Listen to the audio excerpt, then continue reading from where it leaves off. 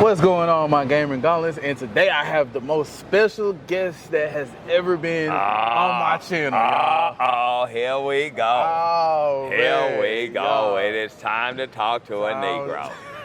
It is time to talk to a colored man. How you doing? How you doing? It's Gary Anthony Williams, America. How are you?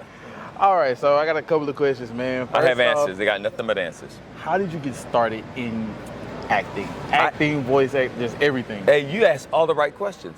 I got started in acting by a computer error in high school. I had signed up to learn how to do lights or something like that, and the computer put me in an acting class. And I got in there and I was like, this is gonna be dumb. Yeah. And I thought I'll do something to get myself kicked out of it. So the first day we had the teacher sent us home. Her name was Robin Bennett. She's like, tomorrow come back with a mime, some original mime. And I was like, I'll do this. So I came back and did this mime of me as a father, watching my baby being born and loving my child, and then putting it in an oven, cooking it, and sitting down and eating it like a big fancy meal, eating a baby. And at the end of that mime, the teacher goes, that was fantastic. And I was like, wait a minute. What? I can screw around and it be okay? Like, I'm in. Okay. So that was I got into that as a mistake. I got into improv comedy because first of all, I was in college. A guy came to teach a one-day improv class. And he said, after that class, he came up to me privately and he said, improv's not for you. You should never do that. And I was like, okay, whatever, dude. I don't listen to people. At all, yeah. So then I started doing improv right after that. And I was on stage doing improv, and a guy named Tommy Futch, who just passed away yesterday, one of my best friends in the world, he saw me do this improvised rap. He used to write commercials in Atlanta, Georgia. And he called me in and said, hey, dude, I saw you do this rap last night. I wrote this commercial for you. And so that got me into voiceover. Oh, wow. Yeah. Okay, that's crazy. Yeah. So a All computer because of error, a computer guy error. who told me I couldn't do something, and a friend of mine who saw me do a rap. That's dope. That's how I got into That's business. dope. Yeah. Okay. What was your first big role? First big role? Yeah. When I moved to, I did a bunch of smaller stuff when I lived in Atlanta. I did an old show called Heat of the Night and a show called I know that. Yeah. My mom used to watch that all the time. She saw me on there. One time I was a drug dealer who got shot up. Another time I was a guy who got accused of killing his boss. It was like all kinds of crazy stuff. Then when I moved to LA, my first role that people knew me from was two things. The Amanda Show, when I first moved there. Wait, you was in the Amanda Show? I played Judge Trudy's bailiff. Oh! Her first bailiff on there I was. But I had to stop doing that because I got booked to do Malcolm in the Middle. So Amanda Show and Malcolm in the Middle were my first major roles. See, I remember, I think when I first saw you was Soul Plane. Oh, yeah. Soul Plane, yeah. I've done a And couple as a of kid, things you before know, I was Soul supposed Plane. to watch Soul Yeah. Plane. You know? Soul Plane was one of those movies where it's like, I don't know if this is going to be good or bad, but I'm going to do it. It was like one of those things, yeah. What was your most fun experience acting, like in a movie or? Oh, so many fun experiences, man. Like Undercover Brother, like working with Chappelle, and this was before, like Chappelle was already an amazing stand-up. But at that time, like Eddie Griffin was the big star of that movie. And then everybody's like, how's it working with Eddie Griffin? How's it working? It's like, Eddie's fine, but Dave Chappelle is the funniest man on the earth. Yeah. So like, loved it. Like working with that guy was just freaking magical and stupid fun. And he was just kind and nice and making sure, like first day we were shooting, they had all the people, the main actors sitting here. They put up a big cardboard box wall and they had all the extras on the other side. And Dave was like, what's that wall? And they were like, this so the extras don't bother you guys. He's like, are you kidding? Take that shit down. Yeah. And so like, he was always that dude. Like, no, we're not separate. We're gonna be on this movie all together for 3 months. We're not trying to pretend somebody's more important than somebody else That's is. awesome. So that's always been Dave Chappelle, man. As much flack as he catches, that dude is genuinely a kind human being. Yeah. That's awesome. All right, big question. Yeah, go ahead. How Uh-huh. did you get into that role of Uncle Ruckus? No relation. No relation. I used to love the Boondocks cartoons, like comic strips in the newspaper. Read them every week. I'm learning something new. They had a newspaper? Boondocks started out as Please a tell comic strip in the newspaper. I never knew that. Yes. Not only a comic strip in the newspaper, but also comic books. Like, Wow. yeah. So I had every compilation that Aaron Magruder had ever done. I read every comic strip, like seriously, all of them. I loved it. And then my agent calls and goes, hey, they're making this cartoon. It's called The Boondocks. I was like, I know it well. I have every book. She's like, well, they want you to audition for it. I was like, I want to audition for every character. So she sent me in for Huey, Riley, Granddad, Tom, and the new character was Uncle Ruckus. So, like, I knew all those characters. So I auditioned for each one, and Aaron was at the back of the room, the creator, like, okay. And he's like, well, here's the last character. It's this new guy. His name is Uncle Ruckus, and he described him to me, and I was like, oh. I grew up in the South, deep in the woods. My dad had these friends who would come over on the weekends who were these black dudes, and some of them just seemed like they didn't really like other black people, except for my dad. And I was like, I know who this dude is. So I remember starting to read some of the lines for Uncle Ruckus in the audition. And I remember Aaron Magruder going, oh. And when he did that, I was like, there's very few times in my life that I go, I got this one. Yeah. That was one of those times when I was like, I'm pretty sure I just booked this job. Nice. So what made you use, or how did you come up with that voice? Yeah, that voice. It's a combination of many things.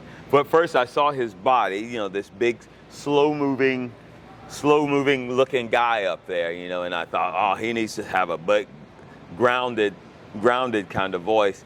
And then I thought he's probably the kind of guy who's not going to rush for anybody or anything. So I just kind of slowed him down from there. Yeah. Took it down from there. So just looking at his facial features and his body shape, you know, knowing he was from the South, and then figuring I don't want him to be all kind of, you know, sparky and fast. Just make him sound like he looked. That's all. That was it, yeah. Nice. What is your favorite scene from the Boondocks? I don't know if I have a favorite scene, man. Because that show was fun. I'm telling you, that the show time. made my childhood. Like, growing up watching that on Adult Swim, like, made my childhood. I could not call a favorite scene. I do remember, like, just times when we were. What's your top three? You have a top three? No, I will tell you what I loved about the show, though. Okay. Like, Aaron would write these amazing scripts. Aaron and Carl Jones and Rodney Barnes. And then they would go, hey, you know you can improvise whatever you want to. So I remember, like, doing some of the early episodes, like me and Granddad playing chess. So we do it as it's written, but then they were like, just improvise it. And so me and John Witherspoon just screwing around with each other, just like improvising the whole scene all the time, you know. So that's what I love. Like, they let us be so loose in that show. So from the lines to the music, like that, don't trust them new niggas over there. So the way that worked was Aaron Magruder, we were doing a big table read for the network so they could hear it out loud. And in the script it said, Ruckus sings the song, don't trust them new niggas over there. And he didn't have any words written. I was like, oh, there's no words. What do you want me to do at the table read? He's like, just, you know, we'll just tell them that it'll be written later. If you want to make it up, you can. And so I improvised that song at the table read in front of, it was for Fox at that time. And then do the read. The next week we go to record. I was like, cool, so what's the song? And they were like, oh, no. We're going to use exactly what you wrote. Oh, okay. So, yeah, so I improvised. So they let me improvise songs on there. There was one big episode where Uncle Ruckus kind of had basically a love affair with this white dude, Johnny Rebel, singing these racist songs. Oh, no, okay, yeah. So they let me write all those songs. I wrote most of those songs on there. Other than that, I would just improvise them and make them up whenever I wanted to sing something. Yeah. That's dope. The fact that, like, he gave you the creative juice, all y'all the creative. He really gave us the okay to run with already great material. That's how you make the show even better. Like, he trusted us. Great. So you didn't want to let them down because, like you said, it was already great stuff. And so if he's going to put that trust in you, like, yeah, let's kick it up a notch, man. That's Absolutely. Beautiful. That's beautiful. I got a few favorite scenes. So one of my favorite scenes is with Uncle Ruckus was working in the movie theater. And him and Huey, he was like, I've been waiting for your uppity ass. Oh, yeah.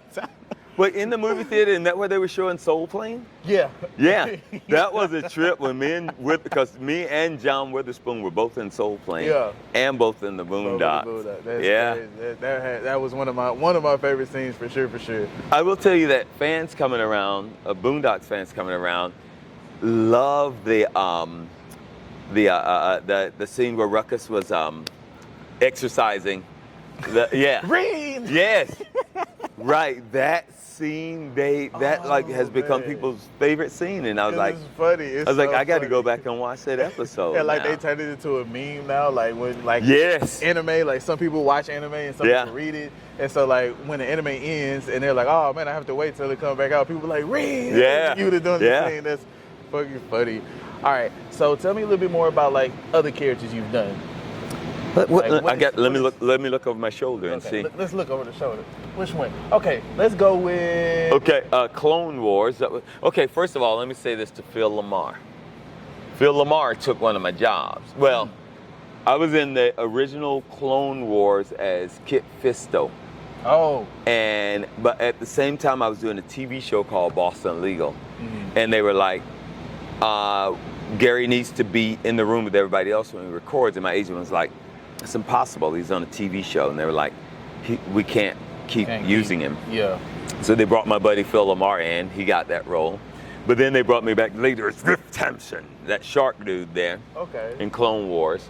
Yeah, I just like it just because he was so just evil and cruel and violent and crazy, and he met an appropriate end for what a horrible character he was. That I love. Right now I'm doing Marvel's Moon Girl and Devil Dinosaur that's on Disney Junior. I love that just because this little 13-year-old black superhero chick, and I play her granddad. Dude, so many though. Talk about how you got to Rick and Morty. I didn't even know that you was in. I've done a few Rick and Morty episodes. Wow. Yeah, I think that was just an audition, man. Yeah. So, but then once they use you, then if they like you, then they call you back for more things. Yeah. But that's such a great show. It's such a great time doing that show. But I think that one was just. I don't think that was like, hey Gary, come do this show. I think that was just an audition. Bob's Burgers. That one I did. I've done a couple of Bob's Burgers, but that was, hey, if they like the sound of your voice, then they just call you in and ask if you want to do a role on there. But they don't want you to change your voice too much. They really no, be you. You play. We hired you because we like your voice. Okay. So another question that I have is, what character that you've played you resonate with the most?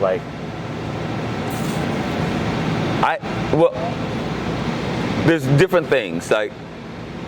I like the stupidity of Ruckus. I won't say resonate with the most, but I understand where he's coming from, even though I am not him at all. I'm the opposite. He's so horrible. Yeah. And he really hates our people, and I do not. So I just like being able to play around in that feel. But there's certain people like the granddad on Moon Girl and Devil Dinosaur, because a lot of times I will take my dad's voice and my dad's personality, my real dad's personality, and I'll put in there. I'll use that for some warmth. So I always like playing characters like that when I get a chance to really kind of bring a little bit of reality in it and bring my dad back to life, showing some respect to him. That's awesome. Okay. So I love that kind of stuff. Man, that's pretty much it that I have. Anything else you want to say to the people out there? Hey, I want to say something to anybody who's interested in doing voiceover. Yeah, tips and tricks. So when the strike hit, I started teaching a lot of voiceover, and it's something that I always wanted to do, but it was no time, and now I have time to do it. But there's a lot of talented people out there, and there's a lot of people, like I told you about the guy who told me I shouldn't do improv, it's not for me. If it's something you really want to do, just try it. You will find out yourself if it's for you or not. Never listen to anybody else who tells you, don't do this, don't try this, this isn't for you, you can't make money at that, you go do something else, you have a better future. Don't listen to those people. Try that thing first. See if it's a fit for you, see if it makes you happy. Because I believe in joy, man. I seek joy. That's what I seek.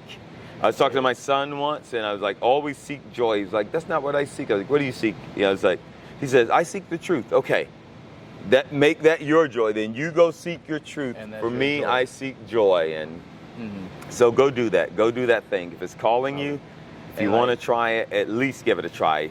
You don't want to be 3 years from now going, why didn't I just try it? Just do it. Try it. I know for me, like speaking on that is, doing this interviews, like doing my YouTube channel and all that stuff, like getting out doing this is like what really brings me joy. And I'm gonna keep pursuing it until like I can make this a career, you know? And I've had people that, you know, try to bring me down. I've had people that was like, you're never gonna go nowhere. I've had people tell me all type of things. And it's just like, I use that to fuel me to keep pushing myself forward. So like, I can use that to fuel me.